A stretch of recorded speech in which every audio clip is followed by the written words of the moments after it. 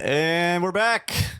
Hey, everyone. We updated the subscriber count. We are at 160. We started at 145, so that is amazing.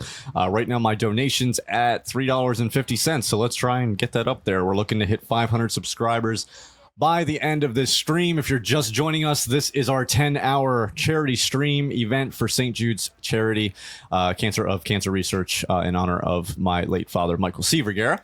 But joining me now is Miss Shannon. Hey, Hi. Shannon. Shannon was on the episode titled Whose Lines It Anyway? Because she is a world-renowned improv actor. I wish. Actually, you started your own classes now, haven't you? Yeah, I'm teaching classes through Lancaster Improv Players Theater. I think the last time I was on the show, I actually had a class coming up soon. Yeah. Yeah, I do remember So ironic that I have another class coming up soon. Great. So we're technically 3 years removed from the pandemic, 2 years removed from the pandemic. I know it was a hard time for you guys starting up, getting people back in to visit. There was kind of a gray area of how many people you could have, who was going to attend, things like that. How have you seen turnout go? Is it the old band? Are they still back together? We have a lot of new people. I would say over like the last 6 months or so, we've been seeing a lot of shows being sold out. We've had class lineups have been great. So I feel like it took a little while to get back to like pre-pandemic levels, but we're there. Like we have future goals. Nice. And we're definitely growing now. Good. And there's less concern over are we going to have to all of a sudden cut the audience size in half and go back to masking? Yeah. So it's really nice. Good. Plus, I was the pandemic safety officer, and now I'm not. So. Title removed. So did you guys? I know you guys were in the middle of getting a theater. Have you? Yeah, we had a theater during the pandemic. I don't know if you remember anything, but there was that one apartment building in Lancaster that had 9 businesses in it on the corner of King and Prince. Yes. Yeah. So those 9 businesses they kicked out, we were a part of it. So we moved. Yeah. So I think it was the summer of 2021. We moved 2 doors down. There's a bodega. We were on one side and then we moved to the other side. Yeah. So we've been there, but hopefully in a few years we'll be able to get a bigger space because we are like I said, we're selling out shows and everything, and it would be nice to have double the seating and more options for when we can have classes and practices and everything. Yeah. I think the 2 times I saw you guys, the one was at the Hershey Vineyards and the other one was at Tellus when you were in the Speakeasy. Yeah. You are the only reason I go back to the Hershey Vineyard because I never knew that place existed. So it was my first time there seeing you, and now I literally go there all the time. I should have told you because I was in a couple of shows there this past year.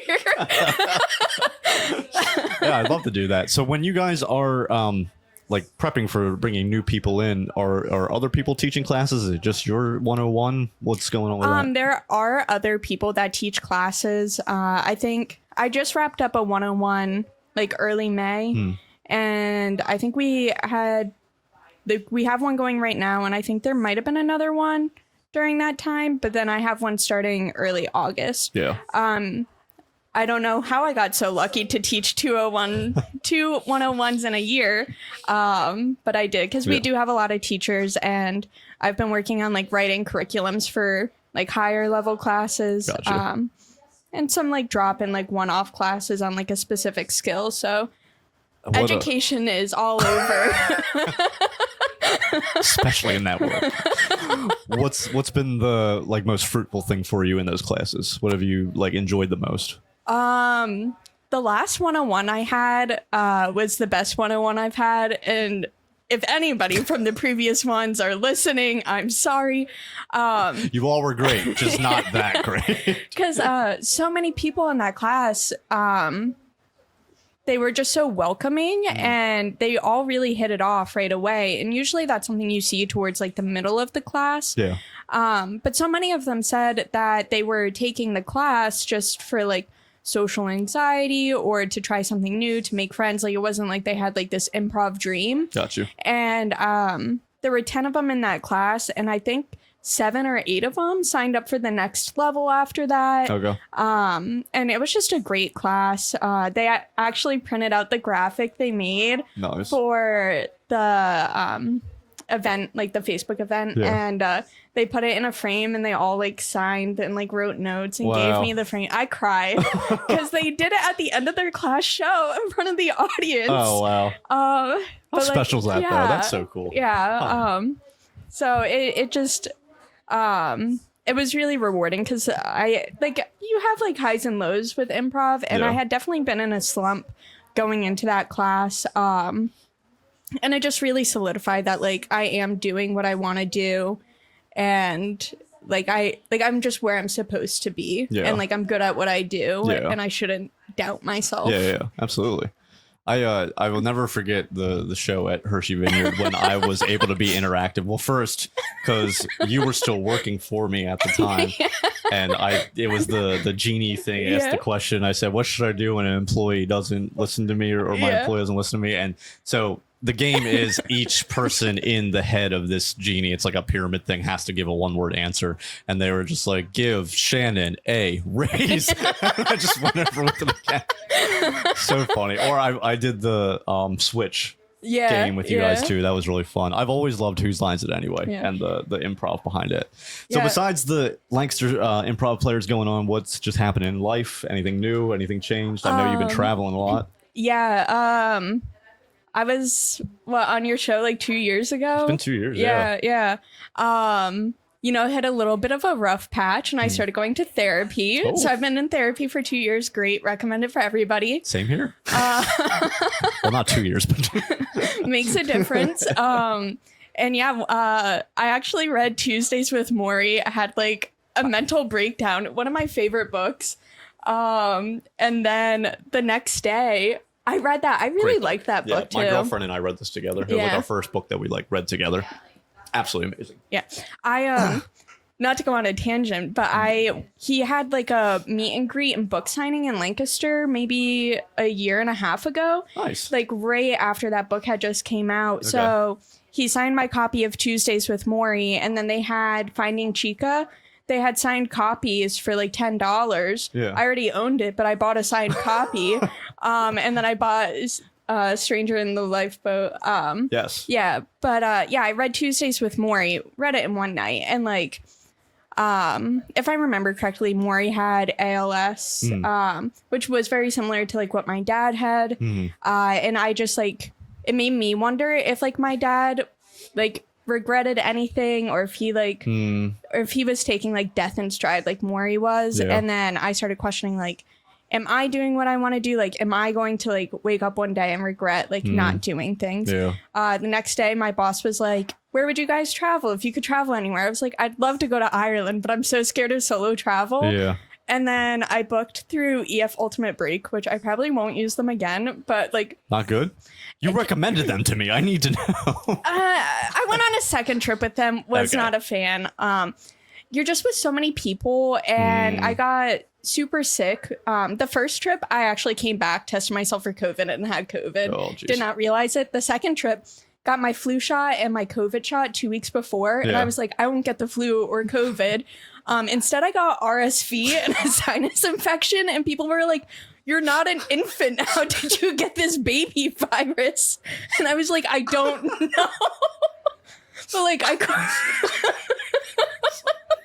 just knowing you, of course you would get RSV. Oh man. But I went to Ireland with them, and it was great, and I loved my tour director, which is why I booked the second trip.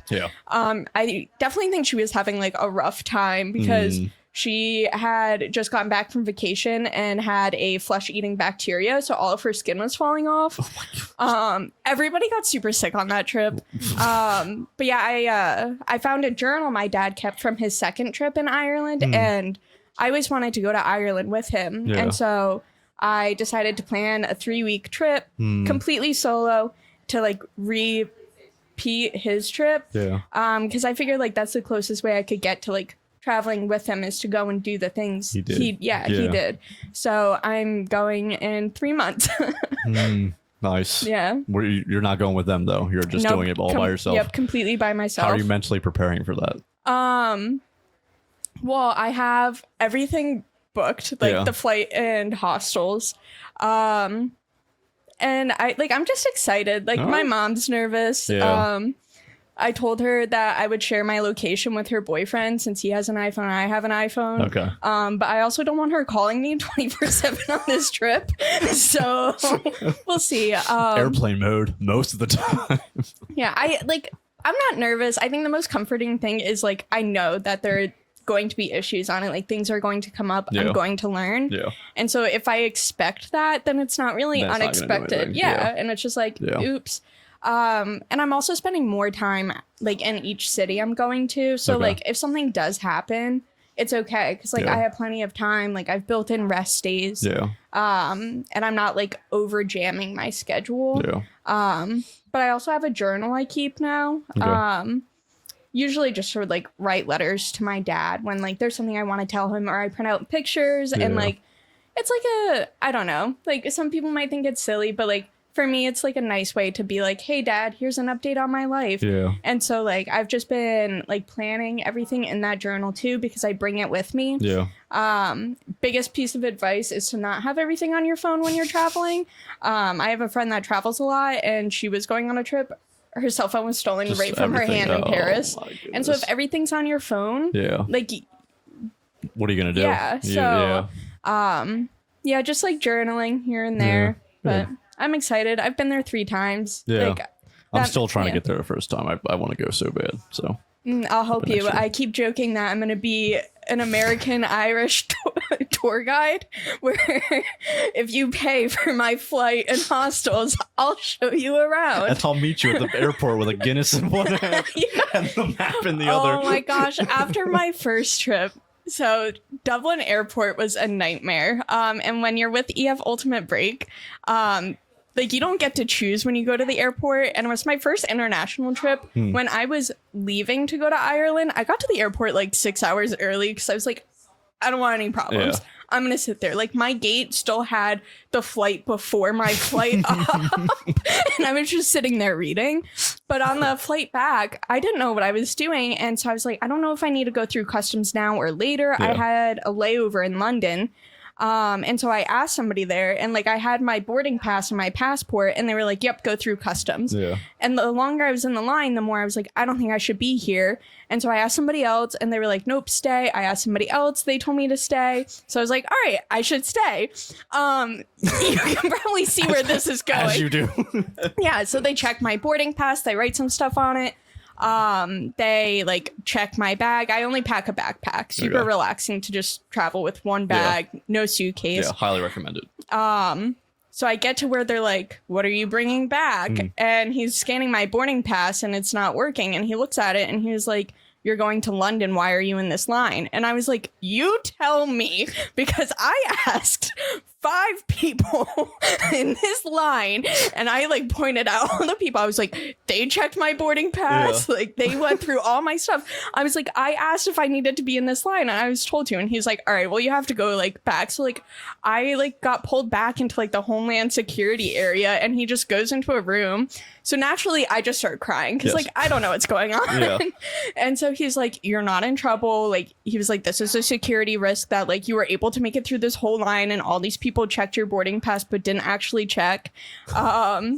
So he was like, I had to discuss that with my boss. We do have to escort you out of this area for security. Jeez. So they escorted me out and I like get to my gate and I'm like just crying. So like I go into the bathroom and I put like makeup on and stuff. But like, you know, I had a little bit of a sore throat. Hindsight COVID. I'm tired. I was out until like 4 a.m. the night before and then had to get on a bus at 6 a.m. And so I order a Guinness and they didn't have any like plastic cups, so they just gave it to me in a coffee cup. And so I'm just like sitting in the airport. I can't stop crying, drinking Guinness from a coffee cup. And a worker comes over with like a handful of napkins and hugs me and he was like, are you okay?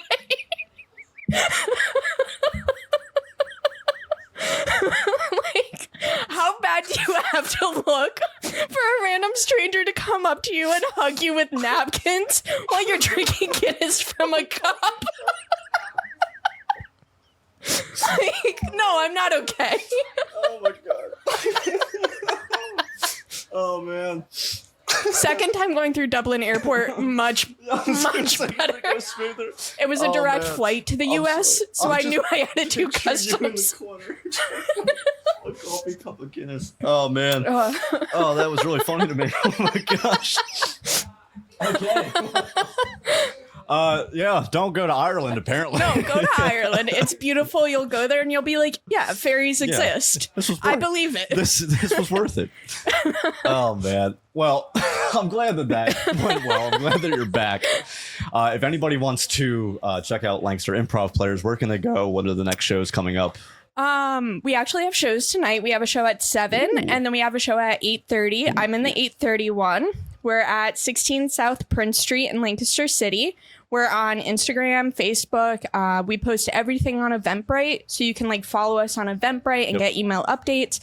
Our Instagram has been super active. We have a social media person now. Good. So anything that we have going on is always posted there. Social media people help so much. I'm doing it by myself, and I'm just I can't keep up with this. Plus work, plus my actual job, plus this. I'm like, oh my gosh, I need someone. Yeah. Well, that's good. Well, hey, thank you for coming. Thanks for catching up. Yeah. It's a long time no see. Got to come out and check out a show sometime. Yeah, tonight. Maybe. I mean, I'm going to be doing this until 9, so we'll see. Get there when the show's over. Just go right when the show's over. I made it. Yeah. Good luck with everything. I think it's just awesome how you just soared with this improv stuff. I mean, and like the group that you guys formed are absolutely hilarious. And if you haven't heard of them, Lancaster Improv Players, please go check them out. And if you want more information, check out the episode that Shannon and I did together on the channel. I'll give you a little bit more information on it, but they're actually great. All right, my friend. Thank you. Yeah, thank you.